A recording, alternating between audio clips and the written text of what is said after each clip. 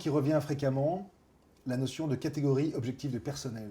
Pourriez-vous nous donner les grands critères qui permettent de la définir? Il y a, depuis le décret du Conseil d'État, 5 critères qui permettent de définir une catégorie. Je vous rappelle qu'à l'origine, ce décret du Conseil d'État a été attendu justement pour définir une catégorie.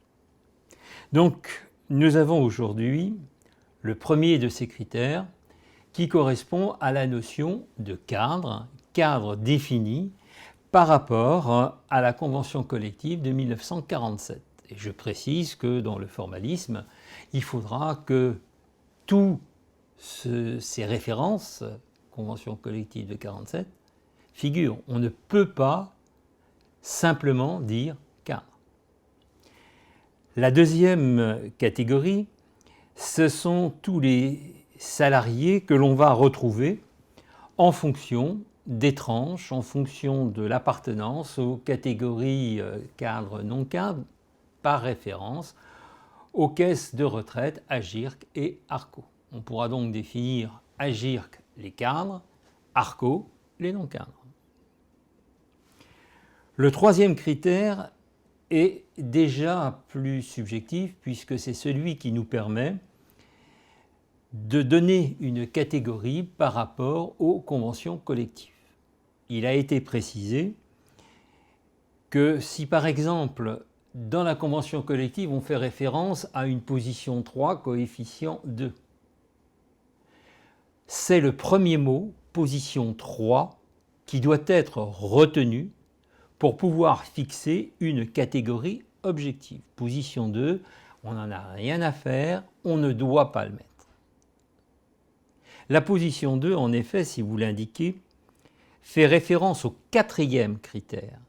Et ce quatrième critère est sujet à caution et va être automatiquement examiné de très près, et je dirais même à la loupe, par l'administration quand elle fera un contrôle, soit fiscal, soit social. Le cinquième critère correspond aux usages. Usage de la profession et non pas de l'entreprise. C'est très difficile de trouver des exemples d'usage dans une profession, donc c'est un critère qu'il faut plutôt éviter. Voici ces 5 critères, sachant que par rapport à ces 5 grands critères, l'administration a également accepté d'avoir des catégories un peu différentes, des catégories, on va dire, à la carte, qui vont, on va dire, répondre également aux principes de l'usage.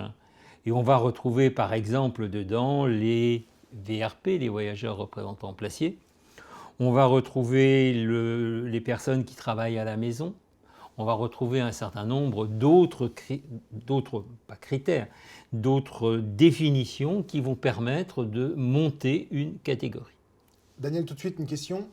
Ces 5 critères sont-ils les mêmes qu'on soit dans le régime santé, prévoyance ou de retraite? Il n'y a pas de différence à faire entre les trois puisque nous sommes dans les contrats collectifs et que le décret parle de contrats collectifs. Donc oui, les 5 critères sont communs à l'ensemble des contrats collectifs. Prévoyance, santé, retraite. Je dirais également, dans la retraite, les articles 83, les articles 39 et les indemnités fin de carrière.